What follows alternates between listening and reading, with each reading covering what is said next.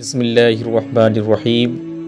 اہل سرسار کی ایک قوم جسے قوم سبا بھی کہا جاتا ہے، اللہ تعالیٰ کی بے شمار نعمتوں کے اندر زندگی گزار رہی تھی۔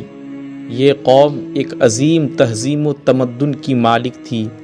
حضرت داؤد علیہ السلام اور حضرت سلیمان علیہ السلام کی باعظمت حکومتوں کے بعد ان کی حکومت زبان زد خاص و عام تھی۔ کہا جاتا ہے کہ یہ لوگ گندم کے مغز سے آٹا پس کر روٹیاں پکاتے تھے، لیکن اسے برعکس وہ اس قدر اسراف کرنے والے اور ناشکری کرنے والے تھے کہ انہی روٹیوں کے ساتھ بچوں کے پاخانہ صاف کرتے تھے۔ اس کے بعد آلودہ روٹیوں کو اکٹھا کرنے سے ایک پہاڑ بن گیا تھا۔ پھر ایک صالح شخص نے وہاں سے گزرتے ہوئے ایک عورت کو دیکھا جو روٹی کے ساتھ بچے کے پاخانے کے مقام کو صاف کر رہی تھی۔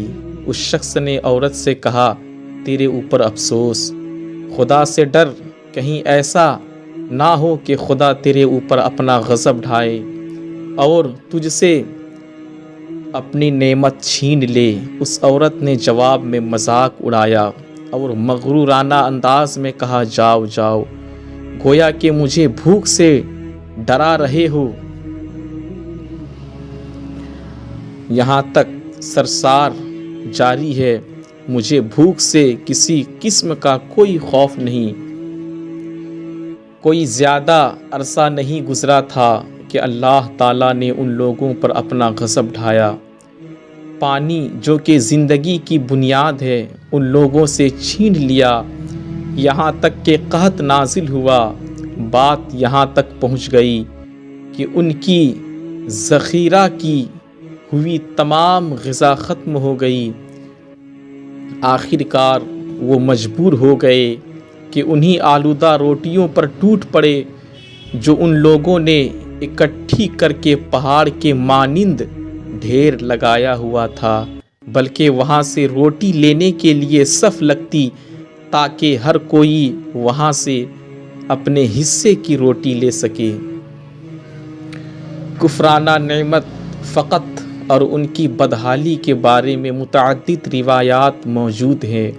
سورہ نحل کی آیت نمبر 112 اور 113 میں یوں ارشاد ہوا، اور اللہ نے اس بستی کی بھی مثال بیان کی ہے جو محفوظ اور مطمئن تھی۔ اس کا رزق ہر طرف سے باقاعدہ آ رہا تھا، لیکن اس بستی کے رہنے والوں نے اللہ کی نعمتوں کا انکار کیا تو خدا نے انہیں بھوک اور پیاس کا مزہ چکھایا، صرف ان کے ان اعمال کی بنا پر کہ جو وہ انجام دے رہے تھے۔ اور یقیناً ان کے پاس رسول آیا تو ان لوگوں نے ان کو جھٹلایا، تو پھر ان تک عذاب آ پہنچا کہ یہ سب ظلم کرنے والے تھے۔ اسی قوم سبا کے بارے میں ایک اور واقعہ بیان ہوتا ہے کہ ان لوگوں نے اپنی زراعت کو بہتر طور پر کاشت کرنے والے پانی ذخیرہ کرنے کی خاطر بلق کے دو پہاڑ کے درمیان ایک بہت بڑا بند معرب تعمیر کیا ہوا تھا۔ سوراخ اور دوسرے پہاڑ سے گزرا ہوا پانی اس بند میں آ کر وافر مقدار میں جمع ہوتا تھا۔ قوم سبا نے اس پانی سے صحیح طور پر استفادہ کرتے ہوئے وسیع و عریض اور بہت سے خوبصورت باغات لگائے اور کھیتی باڑی کو رونق بخشی۔ باغات کے درختوں کی شاخیں اس قدر پھلوں سے لدی ہوئی تھی، کہتے ہیں کہ اگر کوئی شخص سر پر ٹوکری رکھ کر ان کے نیچے سے گزرتا تو پھل خود بخود ٹوکری میں گرنا شروع ہو جاتے اور قلیل مدت میں ٹوکری تازہ پھلوں سے بھر جاتی۔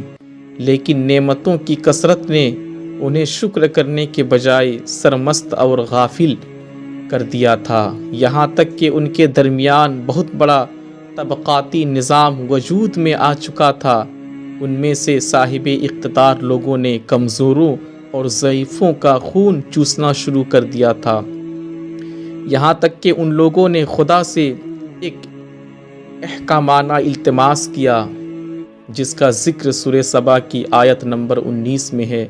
انہوں نے کہا خدایا ہمارے سفیروں کے درمیان فاصلہ زیادہ کر دے۔ انہوں نے اللہ تعالیٰ سے یہ التماس اس لیے کیا تاکہ غریبوں، بے نواح لوگوں، عمراہ اور ثروت مند ان کے ہمراہ سفر نہ کریں۔ ان کی خواہش یہ تھی کہ آبادیوں کے درمیان خشکی ہو، بہت زیادہ ہو، تاکہ یہی دست اور کم آمدنی والے لوگ ان کی طرح سفر نہ کر سکے۔ اللہ تعالیٰ نے ان مغرور پیٹ کے بیچاریوں پر اپنا غضب نازل کیا۔ بعض روایتوں کے مطابق ان مغرور لوگوں کی آنکھوں سے دور صحرائی چوہوں نے معرب نامی بند کی دیواروں پر حملہ کر کے انہیں اندر سے کھوکھلا کر دیا۔ ادھر سے بارشیں زیادہ ہوئی جن کی وجہ سے سیلاب آ گیا اور اس بند میں پانی بہت زیادہ اکٹھا ہو گیا۔ اچانک بند کی دیواریں ٹوٹ گئی، اس سے ایک بہت بڑا سیلاب آیا جس سے تمام دیہات، آبادیاں، مال مویشی، باغات، کھیتیاں، ان کے محل اور گھر پانی میں غرق ہو کر نابود ہو گئے۔ ان کے باغات اور زراعت میں سے صرف بیری کے درخت اور کچھ جھاڑیاں بچی تھی۔ خوش الحان پرندے وہاں سے کچھ کر گئے تھے، جبکہ الو اور کووں نے قوم سبا کے کھنڈرات میں اپنے گھونسلے بنائے ہوئے تھے۔ اس بات کا ذکر سورہ سبا کی آیت نمبر 15 اور 16 میں ملتا ہے، اور آخر میں سورہ سبا کی آیت نمبر 17 میں قرآن کریم میں اس واقعے کا یوں نتیجہ نکالا: یہ ہم نے ان کی ناشکری کی سزا دی ہے اور ہم ناشکری کے علاوہ کسی کو سزا نہیں دیتے۔ السلام علیکم۔